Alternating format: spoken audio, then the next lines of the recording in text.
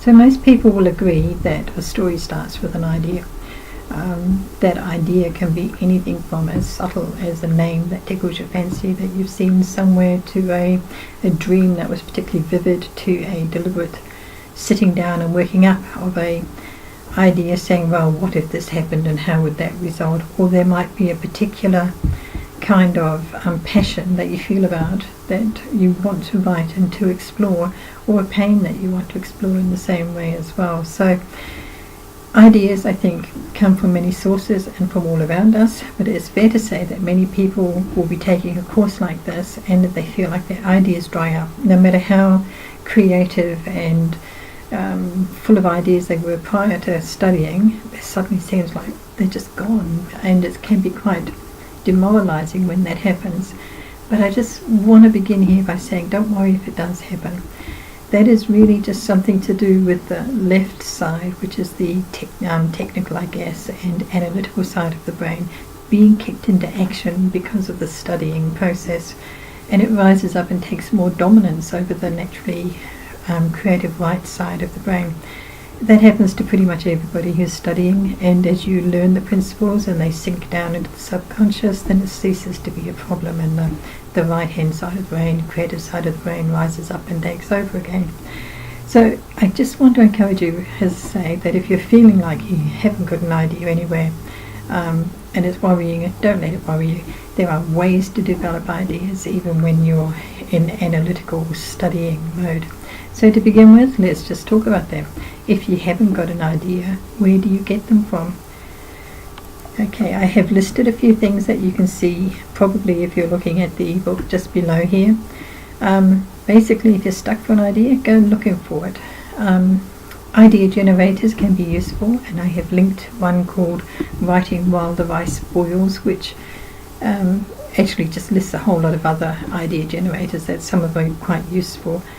Another way is to dig out an old story and to rework it, or to dig out two old stories and kind of mash them together and see what comes up.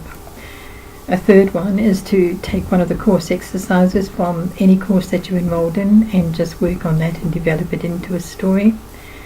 I'm a firm believer in the value of reading fiction, partly because I think when we read, we absorb subconsciously what makes a story work. We may not be able to put it into words, but we kind of get that instinctive feel for what it is. But the second value, and of course this is over and above the pleasure of reading a book just for the sake of enjoying a story, the other value is the fact that we can sometimes have our own ideas sparked, that we can think, well, if I had a character in that situation, what would they do? And we can kind of take a creative leap off the writing of another writer. I don't have a problem with that in the slightest, to be honest.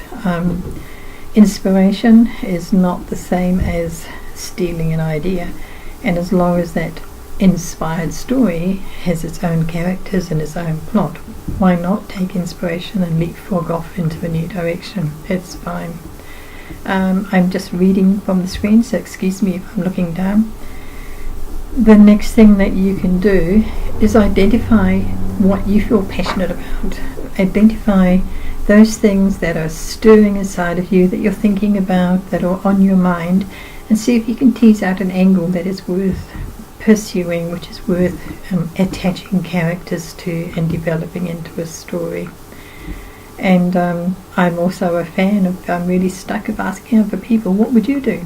So I might just make up a scenario which is completely random or taken from a random idea generator and wander around my family and friends and say, if you were in this situation, what would you do? And I'll get a whole heap of different replies from people, and they're quite used to me doing this by now, I have to say. And then when I get those replies, I start thinking about how other characters and other people react, and then things will stir up and come together, and I'll have an idea that is worth further development.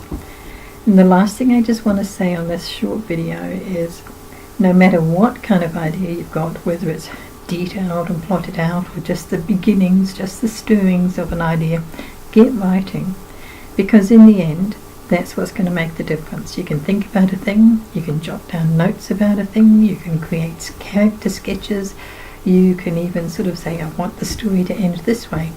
But until you write the words, they're not captured and the story isn't taking shape, and it is vague and it'll fly away from you. You get it down in words when you start writing, then you start seeing the shape of it.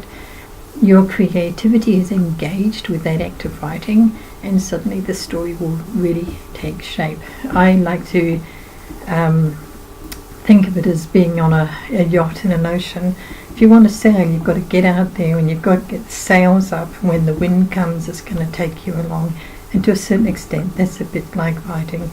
You've got to get into motion, you've got to get everything prepared and ready to go, and then when creativity comes, boom, you're off. So get writing.